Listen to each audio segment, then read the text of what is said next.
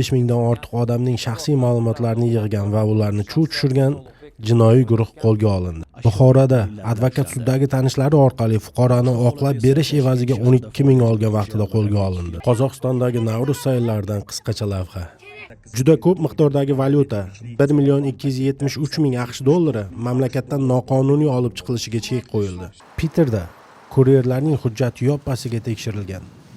Har 5-kuryerning hujjati joyida emasligi aniqlangan. Assalomu alaykum. Tanlovingiz va ishonchingiz uchun katta rahmat. Fikrlaringizni kommentariya bo'limida yozib qoldiring. Kanalimizga obuna bo'lishni unutmang. Qani ketdik. Poytaxt Ichki ishlar bosh boshqarmasi tomonidan axborot texnologiyalari sohasida jinoyatchilikka qarshi murosasiz kurash olib borilmoqda. Xususan Toshkent shahar Ichki ishlar bosh boshqarmasi axborot texnologiyalari sohasida jinoyatchilikka qarshi kurash boshqarmasi hamda davlat xavfsizlik xizmati xodimlari hamkorligida o'tkazilgan tezkor tadbirlar davomida bir guruh shaxslar Mirzo Ulug'bek tumanida joylashgan uylardan birini ijaraga olib, u yerda kol markaz faoliyatini yo'lga qo'yishganligi aniqlandi. Ular fuqarolarga soxta qo'ng'iroqlar orqali firibgarlik yo'li bilan ularni aldab, mol-mulklarini talon-taroj qilish bilan shug'ullanib kelishgan. Ushbu jinoiy guruhda 2 nafar tashkilotchilar hamda 20 ga yaqin operatorlar faoliyat yuritgan. O'tkazilgan tezkor tadbir davomida gumonlanuvchilardan 15 mingdan ortiq fuqarolarning abonent raqamlari, shaxsga doir ma'lumotlari, giyohvandlik moddalari, 35 dona uyali aloqa vositalari, 10 dan ortiq plastik kartalar ashyoviy dalil sifatida rasmiylashtirib olingan. Mazkur holat yuzasidan O'zbekiston Respublikasi Jinoyat kodeksining 278 prim 4-moddasi bilan jinoyat ishi qo'zg'atilib, gumonlanuvchilar qamoqqa olingan. Davlat xavfsizlik xizmatining Andijon viloyati bo'yicha boshqarmasi tomonidan prokuratura va ichki ishlar organlari bilan hamkorlikda o'tkazilgan tezkor tadbirda Bo'ston tumanida faoliyat yurituvchi advokatlik byurosining advokat stajyori hamda 1984-yilda tug'ilgan shaxs o'zaro kelishgan holda o'zganing nomida bo'lgan 34 sotix noturar yer maydonini kadastr tizimidagi tanishlari orqali xaridor nomiga turar joy sifatida rasmiylashtirib berish evaziga 34 ming AQSh dollari olgan vaqtida ashyoviy dalillar bilan ushlandi.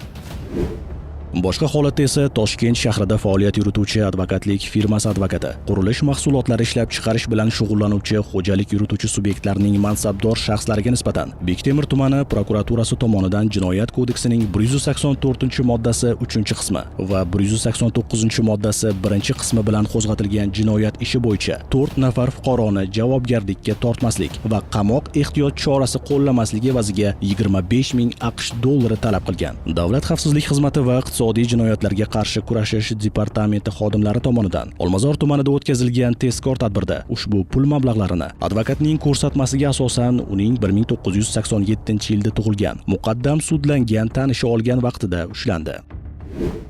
Buxoro viloyatida kuzatilgan holatda esa Peshku tumanida faoliyat yurituvchi advokatlik byurosi advokati 2024-yilda jinoyat ishlari bo'yicha mazkur tuman sudi tomonidan sudlangan fuqaroga oid ishni kassatsiya instansiyasida ko'rilishi jarayonida unga nisbatan oqlov hukmi chiqarish masalasini sud tizimidagi tanishlari orqali hal qilib berish evaziga 12 ming AQSh dollari olgan vaqtida Davlat xavfsizlik xizmati va bosh prokuratura huzuridagi departament xodimlari tomonidan ashyoviy dalillar bilan ushlandi.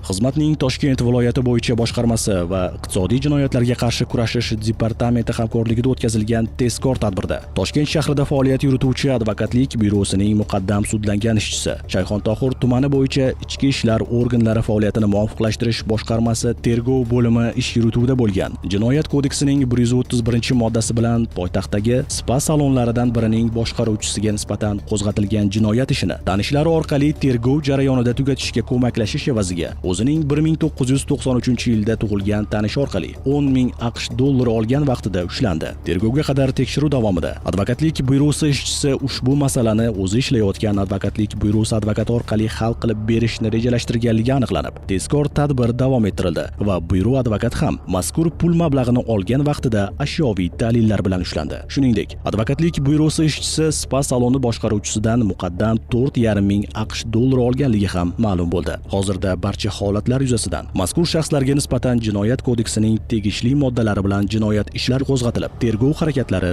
olib borilmoqda. Qozog'istondagi Navruz sayllaridan qisqacha lavha. Kerak, ne kirgizmaysiz. Kim bor dajada hech kim yo'q qo'y. Qat to'lib tur dedi. Navruz kutib olsa qo'y.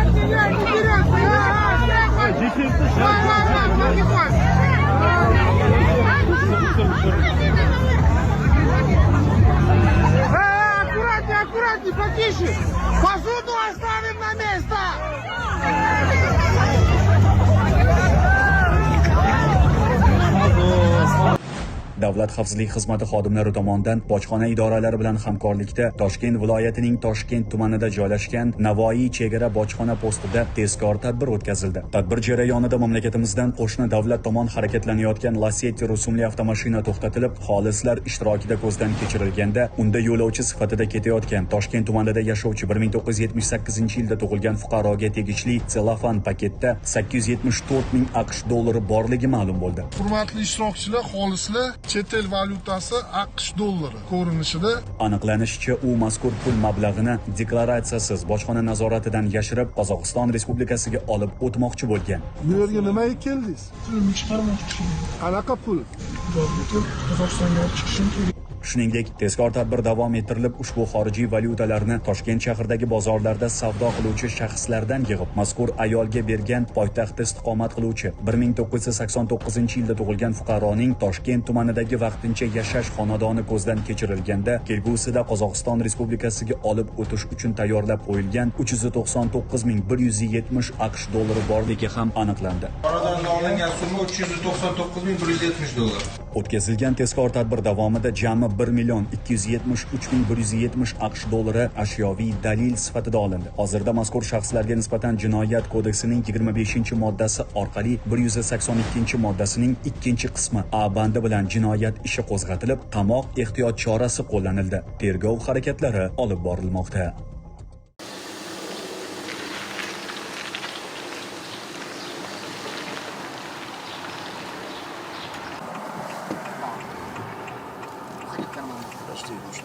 Карман. Проходит рейд по электровелосипедам.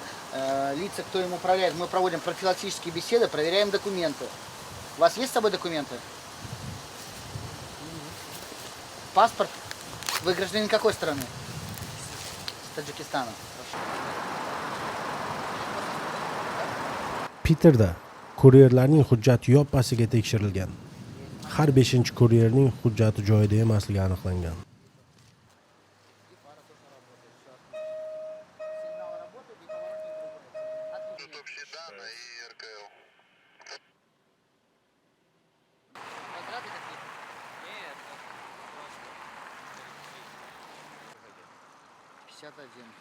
Ваш номер телефона для связи с вами?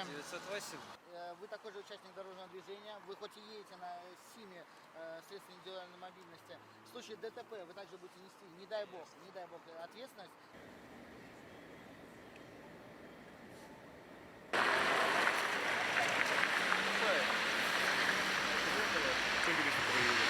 Он может вас тупо не увидеть. Вы имеете право ездить только с края проезжей части.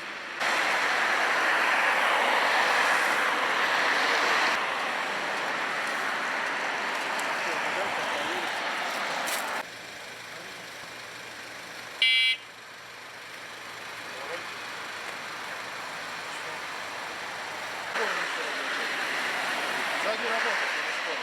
Передний чуть. Какой вчера штраф был? Это тротуар.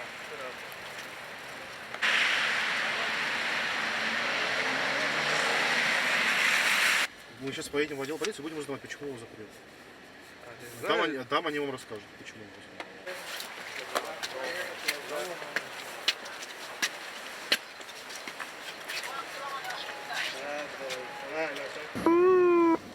Молодой человек, остановитесь, пожалуйста.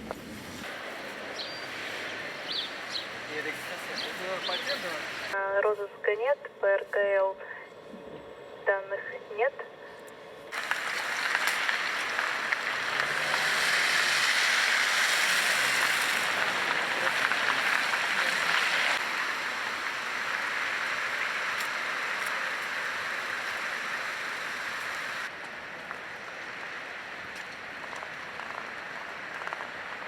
Машина объезжает.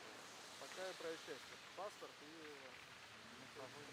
Этого нет, вам разрешено ехать по проезжей части, но не далее 1,5 метров от края проезжей части.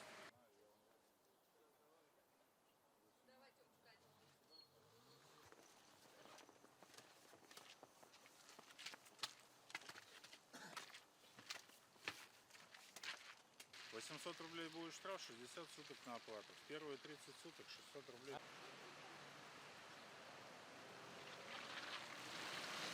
двигался по проезжей части дороги далее первого ряда. В скобках совершил объезд ТС с левой стороны, нарушив пункт 24.5. 3 галочки, 3 подписи. Раз, два, три.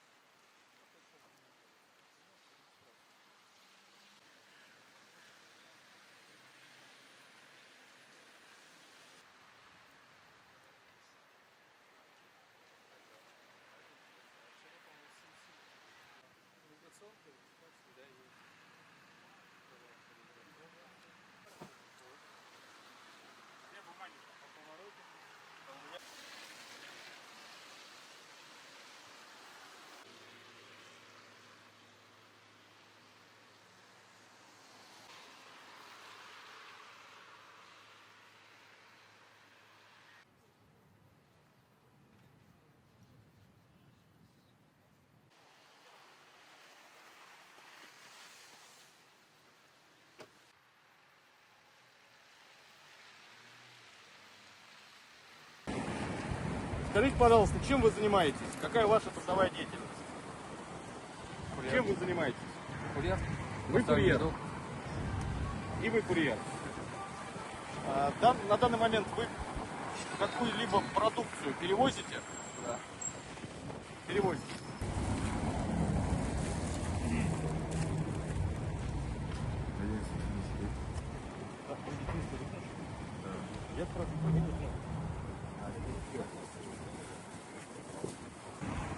Также, согласно правилам дорожного движения, этим транспортным средством необходимо управлять в шлеме. У вас шлем присутствует. То есть вы знаете правила дорожного движения. У вас шлем отсутствует. Почему? Дома. Все, я понял, хорошо.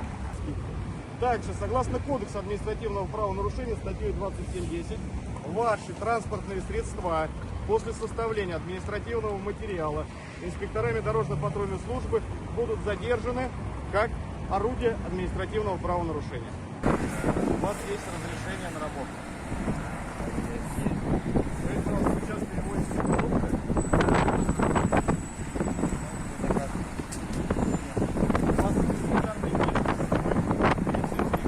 Tanlovingiz va ishonchingiz uchun katta rahmat. Fikrlaringizni kommentariya bo'limiga yozib qoldiring. Kanalimizga obuna bo'lishni unutmang. Salomat bo'ling.